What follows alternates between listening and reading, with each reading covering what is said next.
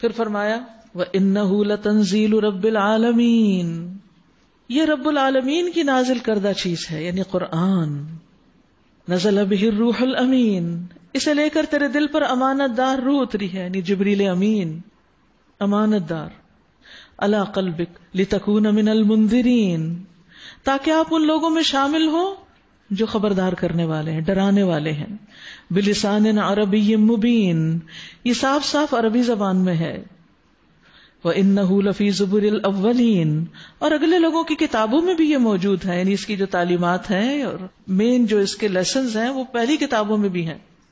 یہاں پر قرآن مجید کی فضیلت بیان ہوئی ہے، قرآن مجید کا تعارف کرایا گیا کہ یہ کیسی کتاب ہے. دیکھیں کہ یہ سب سے پہلے تو یہ کہ اللہ کی کتاب ہے. اس کی عظمت کے لیے یہی بات کافی کہ یہ اللہ کا کلام ہے، جس نے اس پوری کائنات کو بنایا، مجھے اور آپ کو بنایا. اتنی بڑی فضیلت ہے اس کی. پھر یہ ساری کتابیں جو نازل ہوئی ان میں سب سے افضل ہے. فرشتوں میں جو سب سے افضل ہیں جبریل امین، وہ اسے لے کر اترے ہیں. اس ہستی پر اتری ہے جو مخلوق میں سب سے افضل ہے، محمد الرسول اللہ صلی اللہ علیہ وسلم. اور آپ کے بھی بدن کے سب سے افضل حصے میں اتری ہے، اور وہ ہے دل. علی قلبک. اور پھر زبانیں جتنی بھی ہیں ان میں سے سب سے بہترین زبان میں اتری ہے، جس میں کمیونیکیشن بہت باریکی کے ساتھ خوبصورت طریقے سے ہوتی، مدعا بہت اچھے طریقے سے بیان کیا جاتا، جس کے اندر بہت وسعت ہے اور بہت وضاحت بھی ہے. ہر چیز کے لیے الگ الگ لفظ ہیں. مثلا مہینے کی جو راتیں ہیں تو ہر رات کا ایک الگ نام ہے. اسی طرح اور بھی اس کی بہت سی خصوصیات ہیں اس زبان کی، جس کو اس کتاب کے لیے چنا گیا کہ سب سے افضل، فصیح اور وسعت والی زبان. جس شہر میں نازل ہوئی مکہ، وہ ام القری ہے، سب بستیوں کی ماں. جس رات میں نازل ہوئی وہ لیلۃ القدر، 1000 مہینوں سے بہتر ہے. جس مہینے میں نازل ہوئی رمضان، وہ سب مہینوں سے افضل ہے. اور جس امت کو دی گئی وہ بھی سب سے افضل ہے. کنتم خیر امۃ، اور جو اس کو پڑھے اور پڑھائے وہ بھی خیرکم من تعلم القرآن وعلمہ، اور جو اس کی خدمت کرے، اس کو پھیلائے، اس سے لوگوں کو متعارف کرائے، وہ بھی افضل ترین کام کرتا ہے. کسی بھی کیپیسٹی میں، خواہ بول کے یا کسی بھی طرح مدد دے کے، جان سے، مال سے، کسی بھی طرح جو ایفرٹ لگائے، نیت اس کی اس کتاب کی خدمت ہو، تو اس کے لیے برکتیں ہی برکتیں ہیں. اولم یکن لہم آیۃ ان یعلمہ علماء بنی اسرائیل. اور ایک اور خصوصیت یہ بھی بتائی گئی کہ یہ اگلے لوگوں کی کتابوں میں بھی ہے، اس کا ذکر وہاں بھی ہے. اور کیا ان اہل مکہ کے لیے کوئی نشانی نہیں کہ اسے علماء بنی اسرائیل جانتے ہیں، یعنی جو علم والے ہیں وہ اس کو پہچانتے ہیں. لیکن ان کی ہٹ دھرمی کا حال تو یہ ہے کہ اگر ہم اسے کسی اجمی پر بھی نازل کر دیتے اور یہ فصیح عربی کلام وہ ان کو پڑھ کے سناتا، تب بھی یہ مان کے نہ دیتے. اس طرح ہم نے اس ذکر کو مجرموں کے دلوں میں گزارا ہے. نہ ماننے والے نہیں مانتے، اور جو ماننے والے ہیں ان کے لیے یہ اشارے کافی ہیں اس کی فضیلت کے لیے. وہ اس پر ایمان نہیں لاتے جب تک کہ عذاب علیم نہ دیکھ لیں، یعنی موت کے وقت. پھر جب وہ بے خبری میں ان پہ آ پڑتا ہے، اس وقت کہتے ہیں کیا اب ہمیں کچھ مہلت مل سکتی. تو یاد رکھیے اس وقت جو ہمارے پاس مہلت، وقت، زندگی ہے نا، اس سے فائدہ اٹھا لیں اور اپنے لیے کچھ کر جائیں. تو کیا یہ لوگ ہمارے عذاب کے لیے جلدی مچا رہے ہیں؟ تم نے کچھ غور کیا؟ اگر ہم انہیں برسوں تک عیش کرنے کی مہلت بھی دے دیں اور پھر وہی چیز ان پر آ جائے جس سے انہیں ڈرایا جا رہا ہے، تو وہ سامان زیست جو ان کو ملا ہوا ہے ان کے کس کام آئے گا؟ دیکھو ہم نے کبھی کسی بستی کو اس کے بغیر ہلاک نہیں کیا کہ اس کے لیے خبردار کرنے والے حق کے نصیحت ادا کرنے کو موجود تھے اور ہم ظالم نہ تھے. اس کتاب مبین کو شیاطین لے کر نہیں اترے، نہ یہ کام ان کو سجتا ہے. اتنی بہترین کتاب جو ہدایت دیتی ہے، یہ شیطانوں کا کلام نہیں ہو سکتا، اور نہ وہ ایسا کر ہی سکتے ہیں. وہ تو اس کی سماعت تک سے دور رکھے گئے ہیں، ان سے تو محفوظ کیا گیا ہے اس کتاب کو. بس اے محمد صلی اللہ علیہ وسلم، اللہ کے ساتھ کسی دوسرے معبود کو نہ پکاریے، ورنہ فتکون من المعذبین، ورنہ آپ بھی سزا پانے والوں میں شامل ہو جائیں گے. شرک اتنی بڑی بلا ہے، کوئی بھی شرک کرے وہ چھوٹے گا نہیں. اس لیے بہت محتاط ہو جائیں اس معاملے میں. شرک کی تفصیلات کو جانیں، اس کے لیے علم حاصل کریں. فَاعْلَمْ أَنَّهُ لَا إِلَهَ إِلَّا هُوَ. اور اپنے قریب ترین رشتہ داروں کو ڈرائیے، اور ایمان لانے والوں میں سے جو لوگ آپ کی پیروی اختیار کریں ان کے ساتھ تواضع سے پیش آئیے. سبحان اللہ. کس کو کہا جا رہا ہے؟ اللہ کے رسول صلی اللہ علیہ وسلم کو، کہ جو آپ پر ایمان لائے ہیں باقی مومن، ان کے ساتھ آپ کا رویہ کیسا ہونا چاہیے؟ بہت عاجزی کا، ہمبل. اللہ کے رسول سے بڑا بھی کوئی ہو سکتا ہے؟ انسانوں میں سے کوئی بھی نہیں. تو اگر اللہ کے رسول کو یہ حکم ہے تو عام لیڈرز کو کیا حکم ہوگا کہ وہ اپنے فالوورز اور اپنی ٹیم کے ساتھ کیسا معاملہ کریں، کس طرح لوگوں سے کیسے پیش آئیں. یہ نہیں کہ اللہ تعالیٰ جب کوئی مقام دے تو ہم اس کو اتھارٹی سمجھ کر لوگوں کے لیے قاہر و جابر بن جائیں اور ان کی زندگی جہنم کر دیں. فرمایا فَإِنْ عَصَوْكَ فَقُلْ إِنِّي بَرِيءٌ مِّمَّا تَعْمَلُونَ. لیکن اگر وہ تمہاری نافرمانی کریں تو ان سے کہہ دیجئے کہ جو کچھ تم کرتے ہو میں اس سے بری ذمہ ہوں. یعنی آپ اپنے اخلاق کو نہیں خراب کریں گے. جو مانتا ہے اس کے ساتھ اچھا سلوک، جو نہیں مانتا اس کو اس کے حال پہ چھوڑ دیں. اس کے ساتھ لڑائی جھگڑا اور بد اخلاقی اس کی ضرورت نہیں. وَتَوَكَّلْ عَلَى الْعَزِيزِ الرَّحِيمِ. اور اس زبردست اور رحیم پر توکل کیجئے. الَّذِي يَرَاكَ حِينَ تَقُومُ. جو اس وقت آپ کو دیکھ رہا ہوتا ہے جب آپ اٹھتے ہیں، یعنی سو کر اٹھتے ہیں یا لوگوں کو بات بتانے کے لیے کھڑے ہوتے ہیں. وَتَقَلُّبَكَ فِي السَّاجِدِينَ. اور سجدہ کرنے والوں میں آپ کی نقل و حرکت پر بھی نگاہ رکھتا ہے.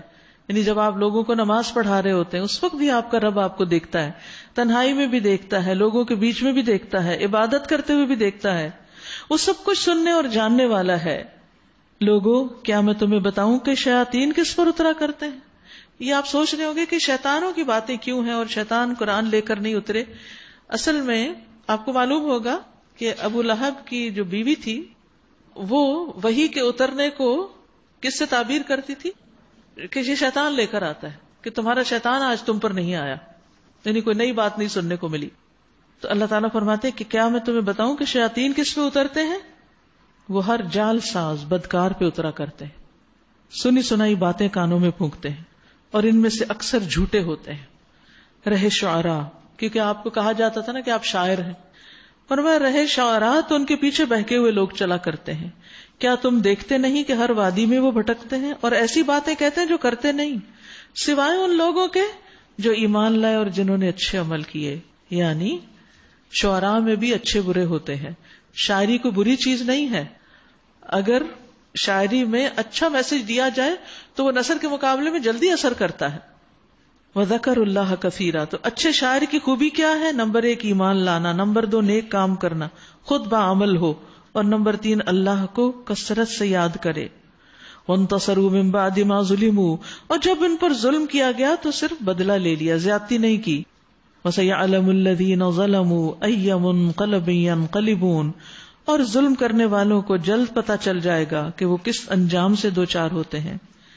یاد رکھیے، ظلم چاہے زبان سے ہو کسی پر یا ہاتھ سے یا کسی اسلحے سے، ظلم ظلم ہے. ظلم کیا ہوتا ہے؟ کسی کو اس کے حق سے محروم کر دینا، کسی کا کوئی مقام ہے اس کو وہ مقام نہ دینا، کسی کا مال ہے وہ نہیں دینا، کسی کا کوئی اور حق ہے وہ اس کو نہ دینا. تو جو بھی ظلم کرے تو یاد رکھے، نبی صلی اللہ علیہ وسلم نے فرمایا ظلم سے بچو، اس لیے کہ ظلم قیامت والے دن اندھیروں کا باعث ہوگا، یعنی قیامت میں پھر مشکل ہو جائے گی. تو وہاں کے نور کے لیے انسان کو اچھے کاموں کی ضرورت ہے، کیونکہ جتنے جتنے جس کے اچھے کام ہوں گے اس کا نور اتنا ہی زیادہ ہوگا. سورۃ النمل.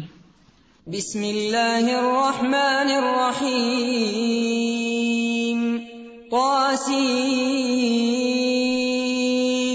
تلک آیات القرآن وکتاب مبین.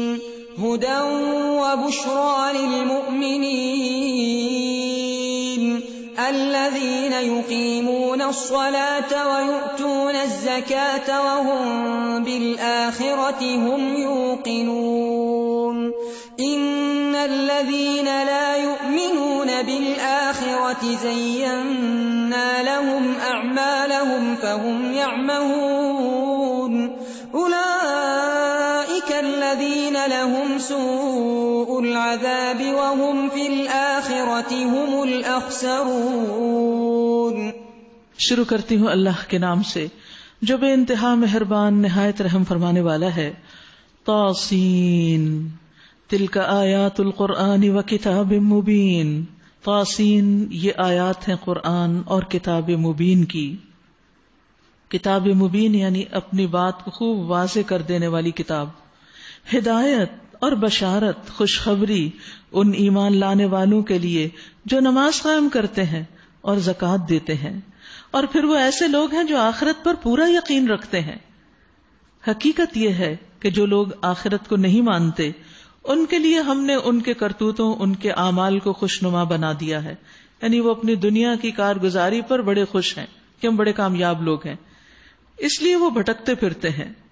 یہ وہ لوگ ہیں جن کے لیے بری سزا ہے اور آخرت میں یہی سب سے زیادہ خسارے میں رہنے والے ہیں. اور اے محمد صلی اللہ علیہ وسلم بلا شبہ تم یہ قرآن ایک حکیم و علیم ہستی کی طرف سے پا رہے ہو. انہیں اس وقت کا قصہ سناؤ جب موسیٰ علیہ السلام نے اپنے گھر والوں سے کہا کہ مجھے ایک آگ سی نظر آئی ہے، میں ابھی یا تو وہاں سے کوئی خبر لے کر آتا ہوں یا کوئی انگارہ چن لاتا ہوں تاکہ تم لوگ گرم ہو سکو. یہ اس وقت کا وقت ہے جب مدین میں کئی سال گزار کے واپس مصر کی طرف جا رہے تھے اپنے اہل و عیال کو ساتھ لے کر. وہاں جو پہنچے تو ندا آئی، آواز آئی، مبارک ہے وہ جو اس آگ میں ہے اور جو اس کے ماحول میں ہے، پاک ہے اللہ سب جہان والوں کا رب. اے موسیٰ یہ میں ہوں اللہ زبردست اور دانا، اور پھینک تو ذرا اپنی لاٹھی. جو ہی کہ موسیٰ علیہ السلام نے دیکھا لاٹھی سانپ کی طرح بل کھا رہی ہے تو پیٹ پھیر کر بھاگ گئے اور پیچھے مڑ کے بھی نہ دیکھا. تبھی خوف آ گیا. اے موسیٰ ڈرو نہیں، میرے حضور رسول ڈرا نہیں کرتے الا یہ کہ کسی نے قصور کیا ہو، پھر اگر برائی کے بعد اس نے بھلائی سے اپنے فعل کو بدل لیا تو میں معاف کرنے والا مہربان ہوں. اور ذرا اپنا ہاتھ اپنے گریبان میں تو ڈالو، چمکتا ہوا نکلے گا بغیر کسی تکلیف کے. یہ 2 نشانیاں 9 نشانیوں میں سے ہیں فرعون اور اس کی قوم کی طرف لے جانے کے لیے. وہ بڑے بد کردار لوگ ہیں. تو آپ دیکھیے کہ جتنا بڑا چیلنج تھا فرعون کو تبلیغ کرنے کے لیے، دعوت دینے کے لیے اللہ کی طرف، اتنی ہی بڑی تیاری بھی کی گئی اور اس کے لیے موسیٰ علیہ السلام کو ٹرین کیا گیا. اللہ سبحانہ وتعالیٰ نے براہ راست اپنی نگرانی میں ان کو اس سے مانوس کیا جو معجزہ انہیں دے کے بھیجا جانا تھا. اس سے یہ بھی سبق ملتا ہے کہ جب آپ کوئی بڑا کام کرنے جا رہے ہوں تو اس کے لیے تیاری کر کے جائیں. صرف ایک جوش میں آ کے کوئی کام نہیں شروع کر دیں. پلاننگ کرنی چاہیے، ٹریننگ لینی چاہیے اور پھر آگے بڑھنا چاہیے. یعنی اللہ کی مدد تو ہے لیکن اسباب کو اختیار کرنا بھی ضروری ہے.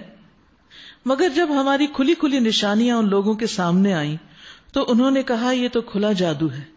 انہوں نے سراسر ظلم اور غرور کی راہ سے ان نشانیوں کا انکار کر دیا، حالانکہ دل ان کے قائل ہو چکے تھے. اب دیکھ لو کہ ان مفسدوں کا انجام کیسا ہوا. دوسری طرف ہم نے داؤد علیہ السلام اور سلیمان علیہ السلام کو علم عطا کیا، اور انہوں نے کہا شکر ہے اس رب کا جس نے ہمیں اپنے بہت سے مومن بندوں پر فضیلت عطا کی. بہت خوبصورت الفاظ ہیں شکر ادا کرنے کے. اور داؤد علیہ السلام کے وارث سلیمان علیہ السلام ہوئے. اور اس نے کہا لوگوں ہمیں پرندوں کی بولیاں سکھائی گئی. سبحان اللہ، اللہ سبحانہ تعالیٰ اپنے بندوں کی کیسی کیسی مدد کرتا ہے اور کس کس طرح کا علم عطا کرتا ہے. یہ بھی ایک علم تھا، پرندوں کی زبان جاننا. تو کہاں انسان کو پھر تبلیغ کرنے کے لیے ایسی جگہوں پر جہاں کی زبان نہ آتی ہو تو کیا کرنا چاہیے؟ زبان سیکھنی چاہیے. اور ہمیں ہر طرح کی چیزیں دی گئی ہیں، بے شک یہ اللہ کا نمایاں فضل ہے. سلیمان علیہ السلام کے لیے جن اور انسانوں اور پرندوں کے لشکر جمع کیے گئے تھے اور وہ پورے ضبط میں رکھے جاتے تھے. یعنی صرف انسانی لشکر نہیں، پرندے اور مختلف طرح کی چیزیں ان کے کنٹرول میں تھی. ایک مرتبہ وہ ان کے ساتھ سفر کر رہے تھے، یہاں تک کہ جب یہ سب چیونٹیوں کی وادی میں پہنچے تو ایک چیونٹی نے کہا اے چیونٹیوں اپنے بلوں میں گھس جاؤ، کہیں ایسا نہ ہو کہ سلیمان اور اس کے لشکر تمہیں کچل ڈالیں اور انہیں خبر بھی نہ ہو. بینیفٹ آف ڈاؤٹ دے رہی ہے کہ وہ تو لا علمی میں آ جائیں گے اور تمہاری شامت آ جائے گی، تو خود اپنا بچاؤ کرو. کسی کو بلیم کرنے کے بجائے اپنی حفاظت خود کرو، نکل چلو یہاں سے. فَتَبَسَّمَ ضَاحِكًا مِّن قَوْلِهَا، سلیمان علیہ السلام اس کی بات پہ مسکراتے ہوئے ہنس پڑے. یاد رکھیے انبیاء کا مسکرانا اور ہنسنا مسکرانا ہی ہوتا تھا، وہ کہہ کے نہیں لگاتے تھے. نبی صلی اللہ علیہ وسلم کی ہنسی بھی صرف مسکراہٹ ہوتی تھی. عبداللہ بن حارث کہتے ہیں میں نے آپ سے زیادہ کسی کو مسکراتے ہوئے نہیں دیکھا. اور اسی طرح حضرت عائشہ کہتی ہیں، گھر کی گواہی ہے یہ، کہتی ہیں میں نے رسول اللہ صلی اللہ علیہ وسلم کو کبھی اس طرح ہنستے نہیں دیکھا کہ آپ کے حلق کا قوا نظر آ جائے، بلکہ آپ مسکرایا کرتے تھے. یاد رکھیے، پھر ریمائنڈر ہے، مسکرانا صدقہ ہے، اس صدقے سے پیچھے نہ رہے. تو وہ چونٹی کی بات سمجھتے تھے. اب سوچئے کتنی قوت تھی پھر ان کے پاس. چونٹی کی آواز کیسے سنی ہوگی، اور اس کی بولی کو سمجھنا. اور سبحان اللہ، اگر اللہ تعالیٰ ہمیں یہ نہ بتاتے تو یقین نہ آتا. لیکن بالکل سچی اور یقینی بات ہے کہ اللہ نے ان کو اتنا زبردست علم دیا تھا. اور اب تو انسان نے ایسے آلات ایجاد کر لیے ہیں نا کہ جو اتنی ہلکی اور خفیف آوازوں کو وہ سن پاتے ہیں. یہ بھی آپ دیکھیے کہ اس ٹیکنالوجی سے بھی فائدہ اٹھانا چاہیے. کیا کہنے لگے اس نعمت کو پا کر؟ قال رب اوزعنی ان اشکر نعمتک التی انعمت علی وعلی والدی وان اعمل صالحا ترضاہ وادخلنی برحمتک فی عبادک الصالحین. اے میرے رب، مجھے قابو میں رکھ کہ میں تیرے اس احسان کا شکر ادا کرتا رہوں جو تو نے مجھ پر اور میرے والدین پر کیا، اور ایسا نیک عمل کروں جو تجھے پسند آ جائے، اور اپنی رحمت سے مجھے اپنے صالح بندوں میں داخل کر. سبحان اللہ. یوسف علیہ السلام کی طرح ان کو بھی اللہ تعالیٰ نے غیر معمولی اختیارات دیے تھے، بلکہ کہیں زیادہ ہی تھے. لیکن اس کے باوجود شکر گزاری، نیک اعمال کی تمنا اور نیک بندوں کی صحبت کی طلب اور دعا کہ اللہ نیک لوگوں کا ساتھ دے. خود اتنے نیک ہیں، اتنی قابلیت. آج آپ دیکھیں اگر کسی شخص کو 2-3 زبانیں آتی ہیں تو کیا تکبر آ جاتا ہے اس میں. وہاں پرندوں کی بولیاں، چیونٹیوں کی زبان سمجھ رہے ہیں اور ہمبل ہوتے چلے جا رہے ہیں. اللہ مجھے قابو میں رکھ کے میں شکر گزار بندہ رہوں ان نعمتوں پر. ایسے ہی ہوتے ہیں اللہ کے بندے. اور اپنے آپ کو بڑا نیک نہیں سمجھتے، وہ کہتے ہیں ہمیں صالح کمپنی دے، ہمیں نیک لوگ دے.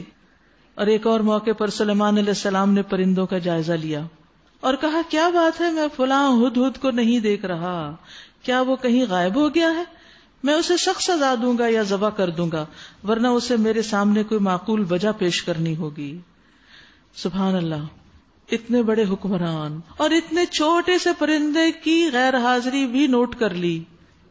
کس طرح اپنی رعایا کا حال جانتے تھے اور خیال رکھتے تھے. آج کون ہے کون نہیں. ہم بھی دین کا کام کرنے چل پڑتے ہیں، لیکن اپنے ساتھیوں کی پرواہ نہیں ہوتی کہ کوئی نہیں آ رہا تو کیوں نہیں آ رہا، کوئی بیمار تو نہیں، کوئی مشکل تو نہیں، یا یہ کہ اپنی ڈیوٹی سے غیر حاضر کیوں ہے. کیونکہ یہاں تو وہ اس اعتبار سے دیکھ رہے ہیں کہ وہ کام پر کیوں نہیں آیا، اسے تو یہاں ہونا چاہیے تھا، وہ کہاں چلا گیا. حضرت عمر رضی اللہ عنہ کے اندر کتنا خوف تھا اپنی ذمہ داری کا.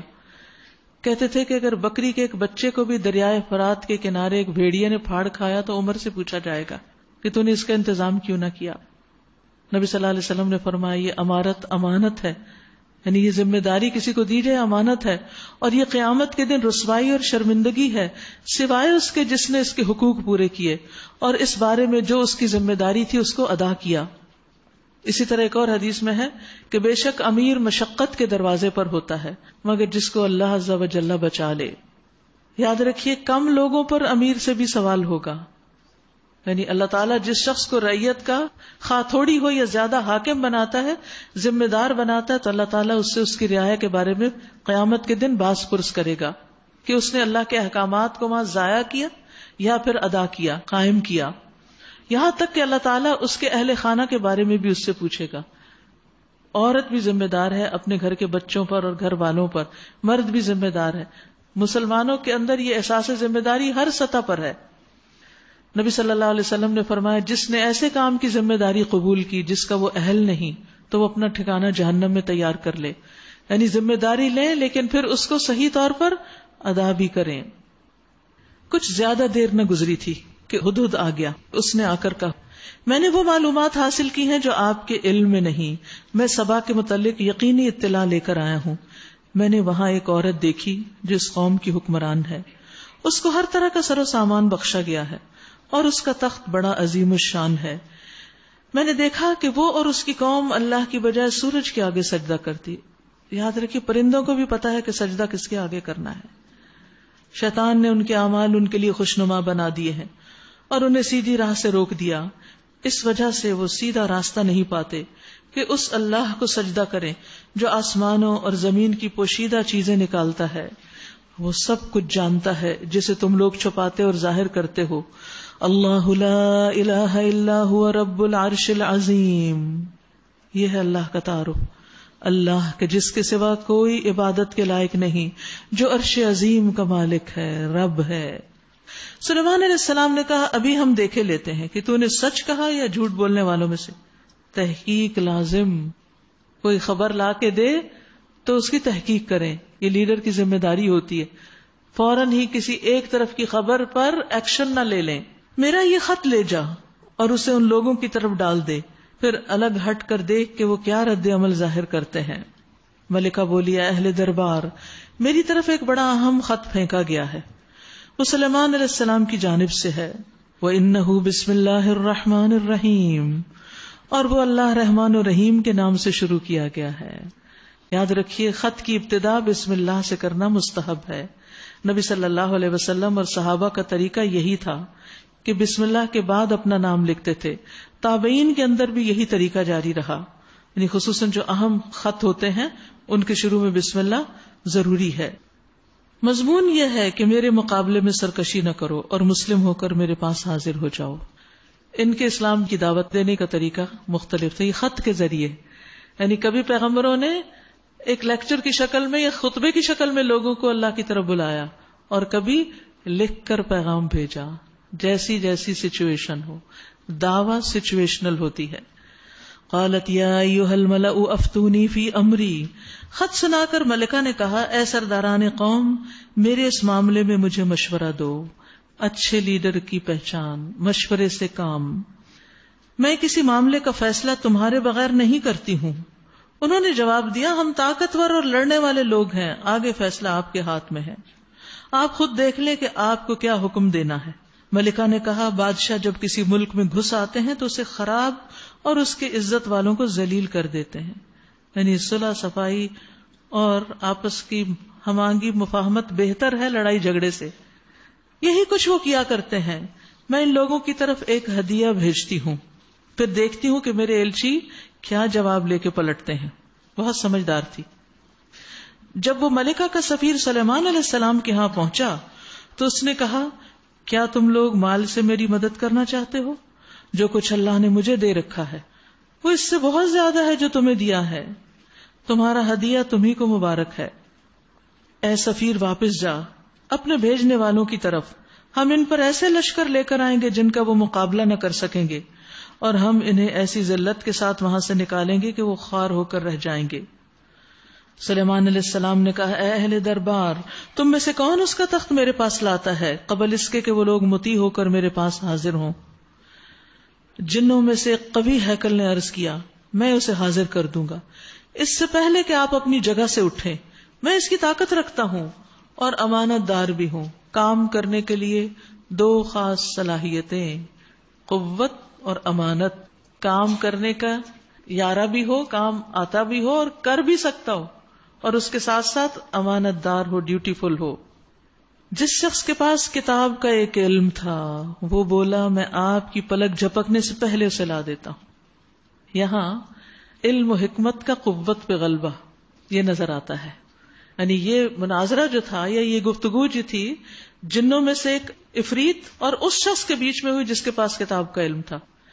اس سے پتہ یہ چلتا ہے کہ انسان علم و حکمت سے وہ کام کر سکتا ہے جو محض قوت سے نہیں کر سکتا، یعنی ایک کام کے لیے بہت قوت بھی نہیں درکار ہوتی۔ بعض اوقات وہ کہتے ہیں نا سانپ بھی مر جائے لاٹھی بھی نہ ٹوٹے، یہ ہوتی ہے حکمت کہ مقصد حاصل ہو جائے اور اس کے پیچھے کچھ نقصان بھی نہ ہو اور بہت بڑی قوت بھی نہ لگانی پڑے۔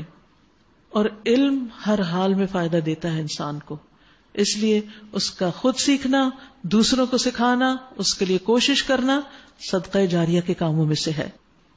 اب ہوا کیا؟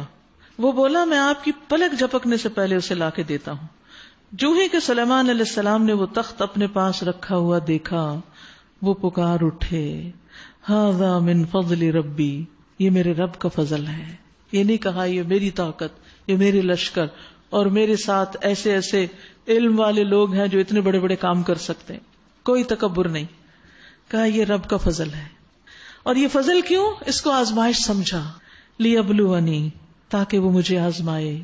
اشکر ام اکفر، کہ میں شکر کرتا ہوں یا کافر نعمت بنتا ہوں یا ناشکرہ بنتا ہوں. جب بھی اللہ کوئی نعمت دیتا ہے تو پھر وہ دیکھتا ہے کہ اس کو پا کے یہ بندہ شکر ادا کرتا ہے یا ناشکری کرتا ہے. وَمَن شَكَرَ فَإِنَّمَا يَشْكُرُ لِنَفْسِهِ، اور جو کوئی شکر ادا کرتا ہے وہ اس کے اپنے ہی لیے فائدہ مند ہے. وَمَن كَفَرَ فَإِنَّ رَبِّي غَنِيٌّ كَرِيمٌ، ورنہ جو ناشکری کرے تو میرا رب بے نیاز اور اپنی ذات میں آپ بڑا ہے. قال نکروا لها عرشها، سلیمان علیہ السلام نے کہا انجان طریقے سے اس کا تخت اس کے سامنے رکھ دو، یعنی تھوڑا تبدیل کر دو. دیکھیں وہ صحیح بات تک پہنچتی ہے یا ان لوگوں میں سے ہے جو راہ راست نہیں پاتے. ملکہ جب حاضر ہوئی تو اس سے کہا گیا تیرا تخت ایسا ہی ہے؟ وہ کہنے لگی ہاں یہ گویا وہی ہے. پہچان گئی. بہت محتاط جواب ہے، بہت سمجھدار خاتون لگتی ہیں، کوئی جلد بازی نہیں، سوچ سمجھ کے. قالت کأنہ ہوا، گویا یہ تو وہی ہے. وَأُوتِينَا الْعِلْمَ مِنْ قَبْلِهَا وَكُنَّا مُسْلِمِينَ، ہم تو پہلے ہی جان گئے تھے، ہمیں تو اس سے پہلے ہی علم دیا گیا تھا اور ہم نے سر اطاعت جھکا دیا. یعنی ہم آپ کی بات کو سمجھ گئے، آپ نے جو میسج ہمیں بھیجا تھا ہم نے اس کو مان لیا. اس کو ایمان لانے سے جس چیز نے روک رکھا تھا وہ ان معبودوں کی عبادت تھی جنہیں وہ اللہ کے سوا پوجتی تھی، کیونکہ وہ ایک کافر قوم سے تھی. ماحول کا اثر تھا، ورنہ وہ خود اچھی تھی. تو بہت دفعہ کیسا ہوتا ہے کہ انسان صرف وہی کر رہا ہوتا ہے جو وہ اپنے سامنے دیکھتا ہے، اس سے آگے وہ نہیں سوچتا.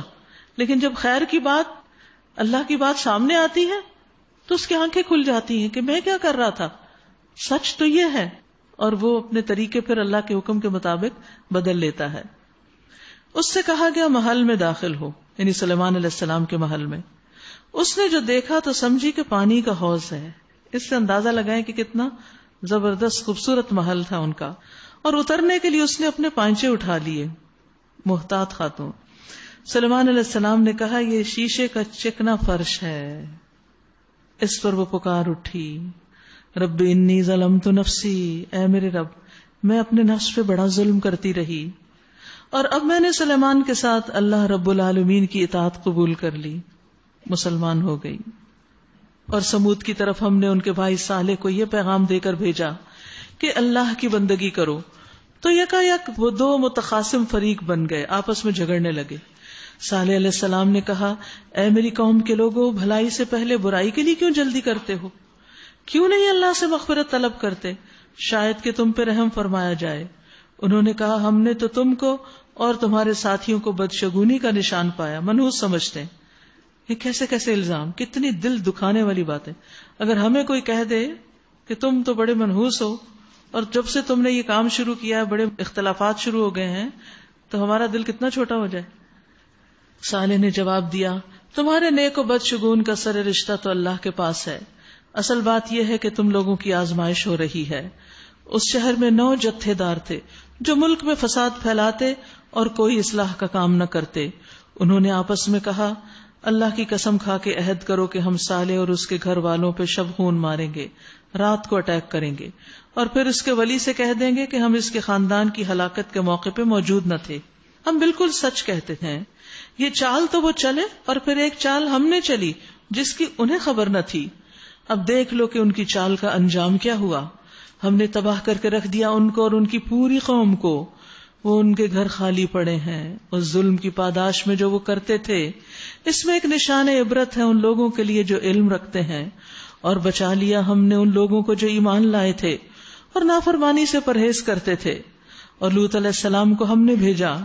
یاد کرو وہ وقت جب اس نے اپنی قوم سے کہا تھا کیا تم آنکھوں دیکھتے بدکاری کرتے ہو، سب کے سامنے برے کام کرتے ہو؟ کیا تمہارا یہی چلن ہے کہ عورتوں کو چھوڑ کے مردوں کے پاس شہوت رانی کے لیے جاتے ہو؟ حقیقت یہ ہے کہ تم لوگ سخت جہالت کا کام کرتے ہو. مگر اس کی قوم کا جواب اس کے سوا کچھ نہ تھا کہ انہوں نے کہا نکال دو لوط کے گھر والوں کو اپنی بستی سے، یہ بڑے پاک باز بنتے ہیں. آخر کار ہم نے بچا لیا اس کو اور اس کے گھر والوں کو، سوائے اس کی بیوی کے جس کا پیچھے رہ جانا ہم نے طے کر دیا تھا. اور برسائی ان پر ایک برسات، بہت ہی بری برسات تھی، یعنی پتھروں کی بارش. ان لوگوں کے حق میں جو متنبہ کیے جا چکے تھے. قل الحمد للہ وسلام علی عبادہ الذین اصطفى اللہ خیر اما یشرکون. اے نبی صلی اللہ علیہ وسلم کہہ دیجئے تعریف اللہ ہی کے لیے ہے اور سلام ہے اس کے ان بندوں پر جنہیں اس نے چن لیا. ان سے پوچھئے اللہ بہتر ہے یا وہ معبود جنہیں یہ لوگ اس کا شریک بنا رہے ہیں. وآخر دعوانا ان الحمد للہ رب العالمین. آج آپ کو ایک کتاب دی گئی ہے نا، قرآنی اور مسنون دعائیں. ذرا نکال لیجیے، تھوڑی سی دعا مانگتے ہیں. اس کی مسنون دعائیں نکالیے. قرآنی دعائیں تو کچھ نہ کچھ آپ کو معلوم ہی ہوتی ہیں، یعنی قرآن پڑھتے ہیں تو وہ آ ہی جاتی ہیں. تو مسنون دعائیں اس کے ساتھ ساتھ رات کو سوتے وقت کی دعائیں ہیں. یہ سونے جاگنے کے آداب اور اذکار کہ سونا بھی ہمارا عبادت بن سکتا ہے اگر ہم صحیح طریقے پر کریں. یہ کارڈ بھی ہے اور یہ کتاب بھی ہے، یہ آپ لے سکتے ہیں. اس کے ساتھ ساتھ یہ نرمی کے بارے میں ایک کتاب ہے، نرمی کی اہمیت پر. ہم سب کو اس کی ضرورت ہے. نماز کی دعائیں بھی ہیں، رکوع کی دعائیں، قوما کی دعائیں، سجدے کی دعائیں، دعائیں استفتاح. تو یہ دعائیں بھی آپ لگا سکتے ہیں اور اپنی نمازوں میں پڑھ سکتے ہیں. جاتے ہوئے آپ ساتھ لے جا سکتے ہیں. دعا ہے اللہم فقہنی فی الدین. جب آپ یہ پڑھیں تو دعا کی نیت سے پڑھیں کہ میں اللہ سے مانگ رہی ہوں، محض الفاظ نہیں دہرانے. اللہم فقہنی فی الدین. اے اللہ مجھے دین کی سمجھ عطا کر. اللہم حاسبنی حسابا یسیرا.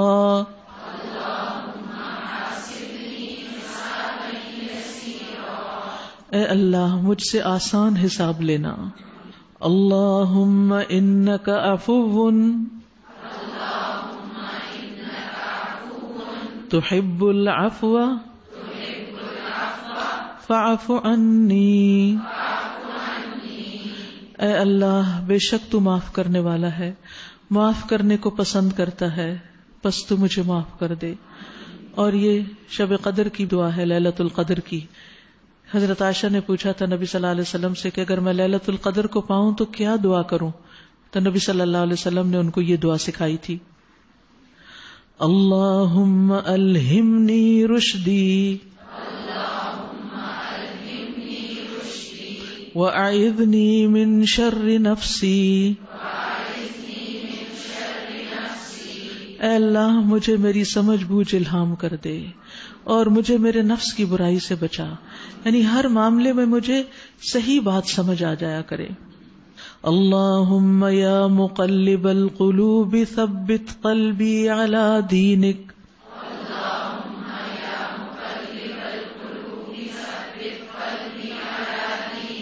اے اللہ اے دلوں کو پھیرنے والے میرے دل کو اپنے دین پر جما دے. اللہم مصرف القلوب صرف قلوبنا علی طاعتک. اے اللہ دلوں کو پھیرنے والے ہمارے دلوں کو اپنی اطاعت کی طرف پھیر دے. اللہم انی اسألک الہدی والتقی.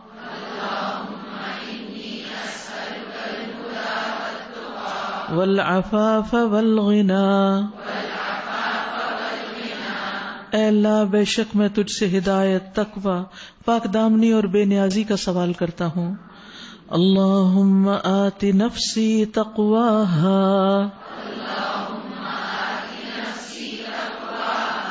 وزکھا انت خیر من زکاہا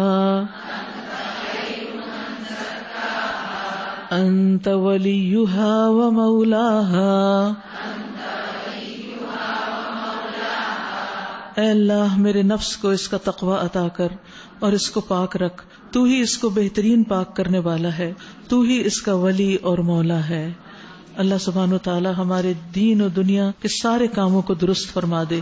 وآخر دعوانا ان الحمد للہ رب العالمین.